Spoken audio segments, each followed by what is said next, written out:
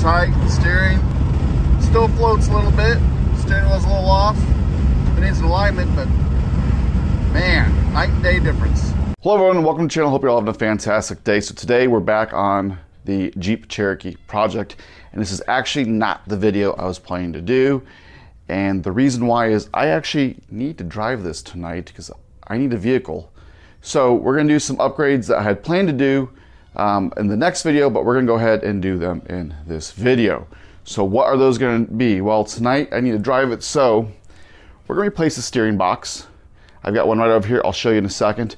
And we're gonna put some new trim around the rear window because, well, all the old weather stripping is just demolished, dry rotted, 44 plus years old. So we're gonna replace that. It's not all in, but it should be just enough to keep that back window from rattling and breaking as I drive it. And then we'll do some other small things like some windshield wipers and whatnot, just in case it rains, even though I'm in Phoenix and it's not supposed to rain for a couple more days. So coming around the back of the vehicle, I have some of the gaskets to rebuild this rear tailgate. And first of all, I have this gasket right here. Now, if you look at it, it's got these metal brackets, and this is the gasket that goes around the frame there. Then I have the window wipes, both the inner and outer, that go right here. And let me show you why I'm replacing them. First of all, here's the old one. It's busted up, it's cracked, it's dried, and it lets the window just kind of vibrate around. So let's move this stuff.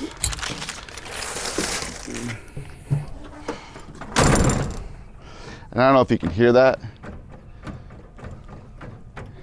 but that's the window. Let me show it to you.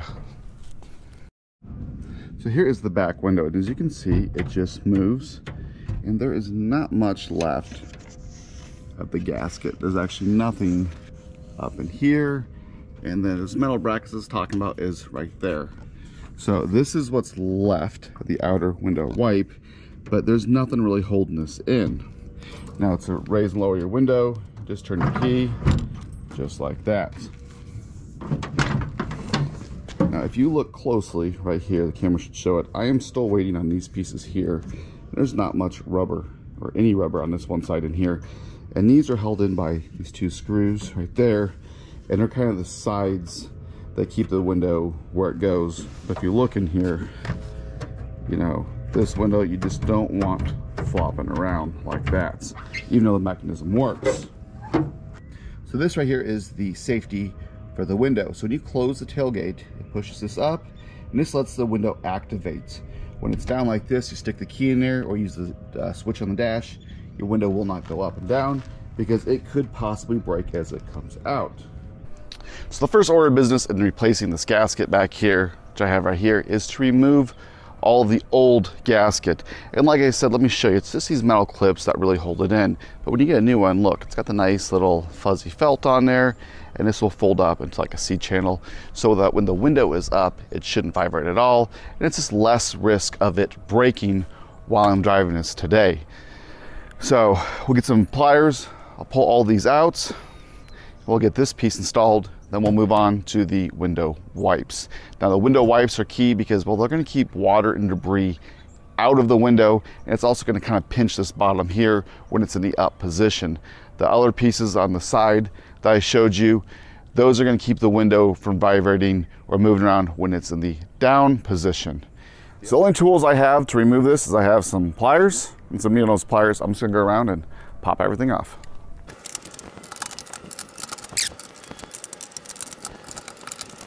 Getting the old one out was actually fairly easy.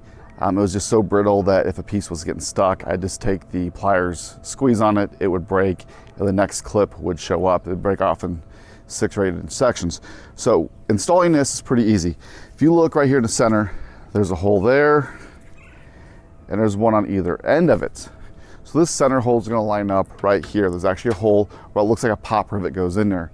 On the driver's side, it looks like the pop rivet's been drilled out, and on the passenger side, it's still in there. So what we're gonna do is I'm just gonna take a screw to line this up, and then I'm just gonna push everything in. I'm not gonna use a screw to hold it up there. It'll just push in, and it's held in by friction.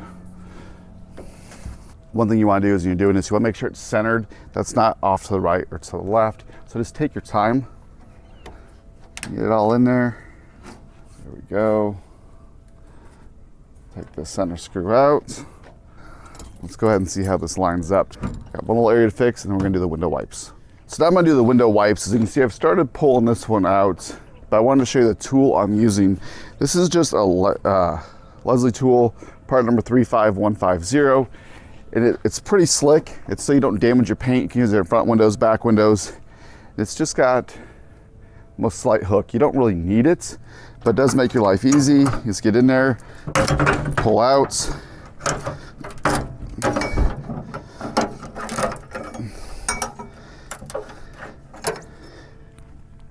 And this tool is only like $10.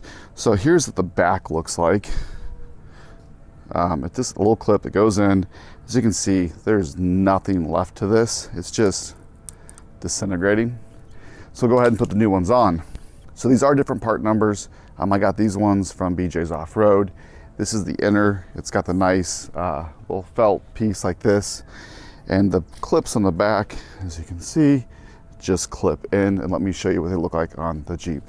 The inner window wipe is in. It's 5 minutes, honestly, with that tool. Without the tool, maybe 7. This top part is 15 minutes if you take your time. Go around, make sure all the clips are nice and centered. Now here's the outer window wipe, and this is what I mean by it's different. You see the big wipe there. It's a soft on the inside, but it has this little part for the tailgate right here. So it's gonna go in, clip on the same way, create that watertight seal along the edge of your tailgate and the window. So go ahead and install this one too. So the outer one is definitely easier than the inner one, as I didn't have to hold the glass, but there you have it. Get your inner, your outer. Now make sure when you're doing this, you take your time, because those clips will scratch your paint. I'm not as worried, but I was still careful. So now I have everything done. Only thing I've left to do is open this up, vacuum out all the plastic.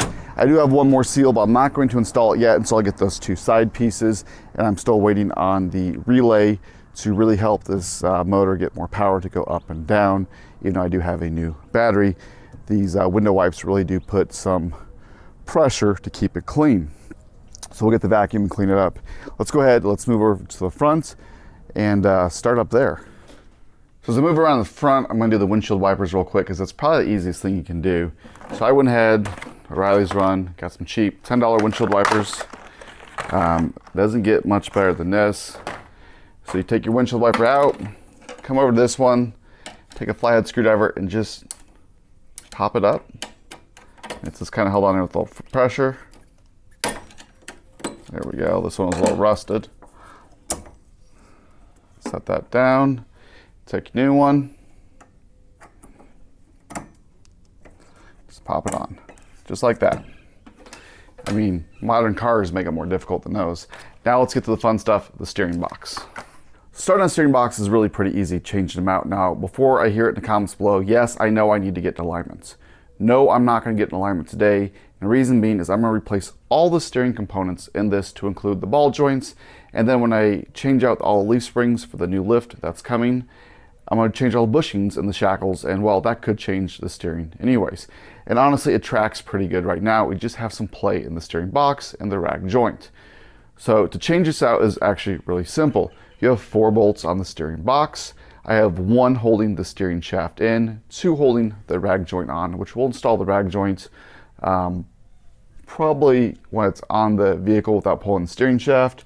And then you have 2 power steering lines. Now you have 2 options. You can disconnect them at the power steering pump or at the power steering box.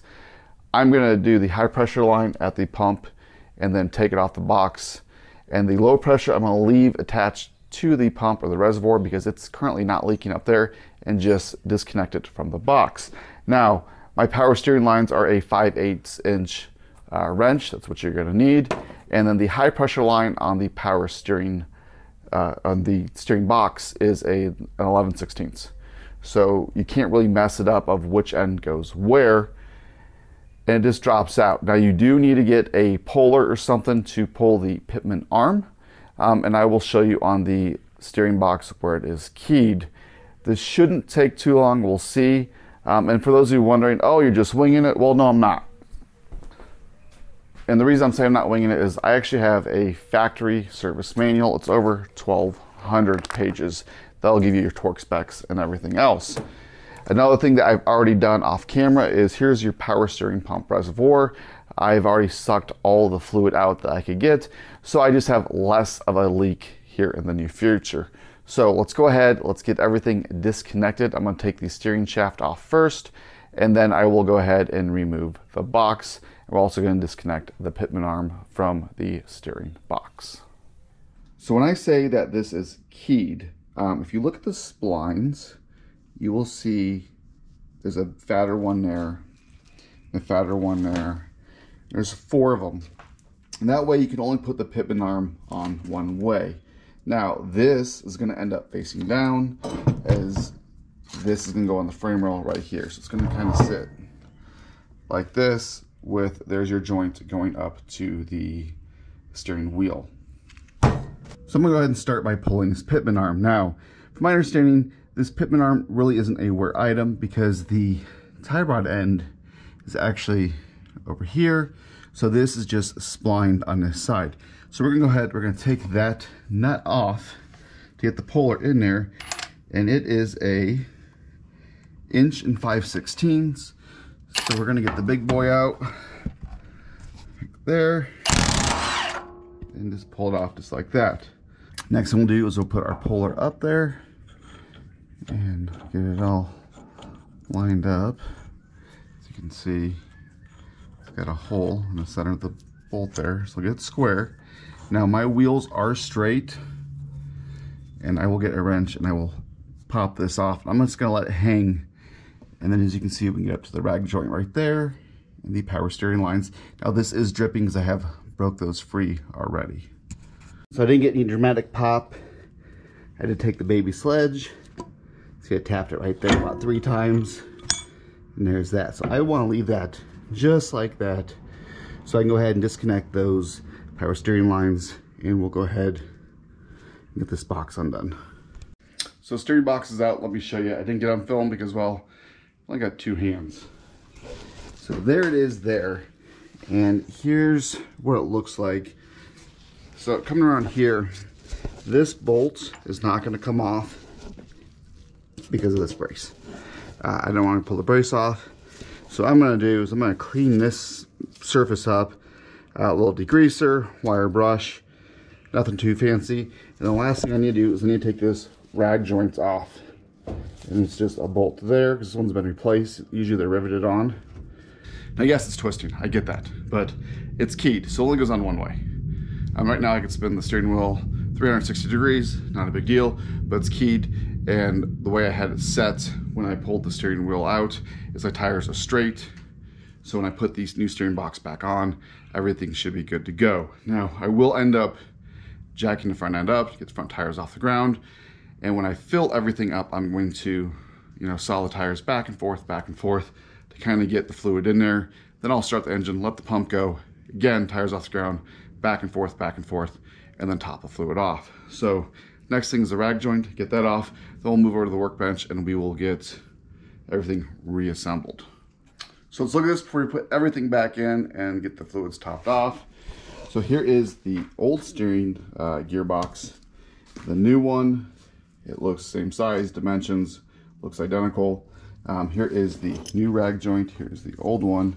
As you can see, I have pieces falling off. I mean, while you're in there, just replace it. Honestly, it's not real hard. And there's that keyway, like I said. So that key is essentially going to go on like this. And then I'll remove that bolt, and that bolt, you don't really have to wrench down on. It goes in that collar there. From there, I will get this boxed back up. I will remove these ports and put them in there. And then I have the replacement power steering hose because this one was seeping on this joint right here. Now it's time to do everything in reverse order. Now a tip I'm learning is removing the steering box. Well, start with the top 2 bolts, the 2 long bolts. Remove those first. And then you can use an impact gun or something to remove the bottom 2. It's much easier. I started with the bottom two, and then I was trying to use a wrench because I can't get my impact gun in there without taking that brace off, and hold it with one hand and the wrench with the other hand, and just, well, it made it more difficult. So that's the tip I learned today. Let's get this reinstalled so I can get this system bled and I can drive to work tonight with it. All right, next thing I'm gonna do is I need to hook up the power steering lines. But let me show you where I'm at. So I went ahead, I have the steering box on and the bag joint is in. If you notice, both of those on the bag joint, those bolts, they're about the same, so it's not overly tight on one side. And if you come around here, my steering wheel is still level. So now I need to go ahead and get the low pressure and high pressure power steering lines on. Once those are on, I'll jack the front end up and we will hook up the pitman arm back in that keyed position. The reason I'm gonna jack it up is so we can kind of turn the wheels a little bit if needed. So I got everything bolted on, kind of cleaned up a little bit. Let me show you. So I still have not filled this yet. Turn the light on. But all the hoses are tight. All the bolts are tight. I double checked everything. Everything's nice and tight on here. We'll remove that. Previous owner had a glove between the fuel filter and the manifold to keep it nice and cool. So we'll just put that back there for now so I can address that later. So now the only thing I do is fill this up. Now, like I said, I'm gonna fill it up. I do have some jacks underneath it. I will pull the front tires up off the ground, and once it's full, I'll turn the steering wheel with the engine off, lock to lock a couple times, and then I'll start the engine and I'll do the same thing. And then I will continually check and monitor the fluid level because it's pretty much empty. I don't get anything fancy. I just went to, like I said, O'Reilly's, and I just bought their $8 stuff quart. So let's get this full.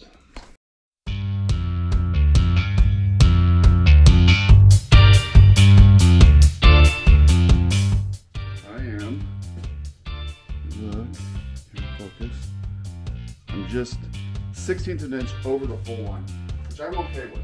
Because right now it's kind of at an angle. I'm going to start it up, do the same procedure a couple times. Because now I'll get the pump actually pumping, it'll pressurize the lines.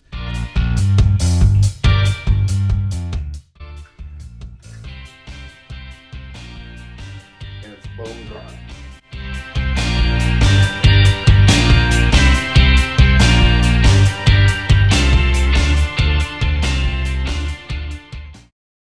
Looks like I got a little too much. I'll suck some out, and we'll go ahead and change the oil, get this project done for the day.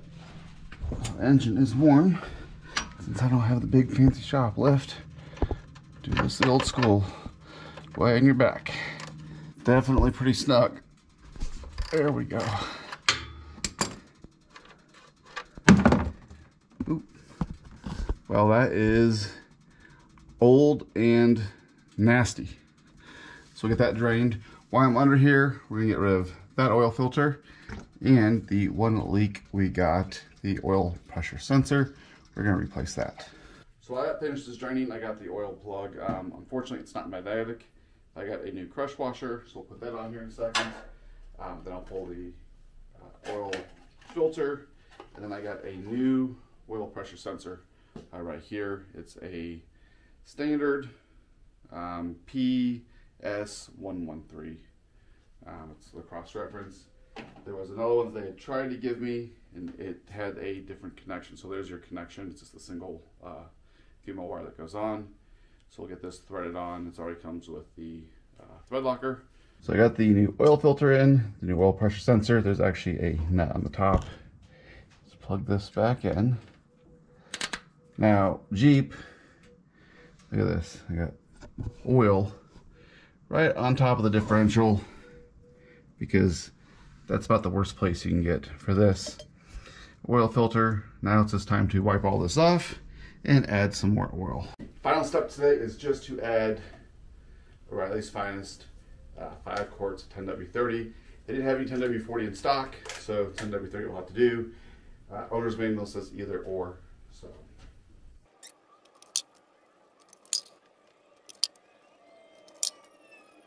well, that's it for today's video. Did quite a bit, actually, at least in my eyes. It's been probably 4 hours or so.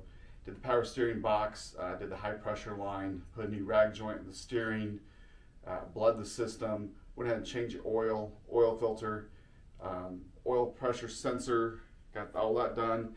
In the back, went ahead and did the window wipes on the inside and outside, and then the trim around for just that seal, so it's a nice tight fit. So this project is very, very far from being done. I still have more pieces. I was talking about the tailgate, for the window, for the side tracks.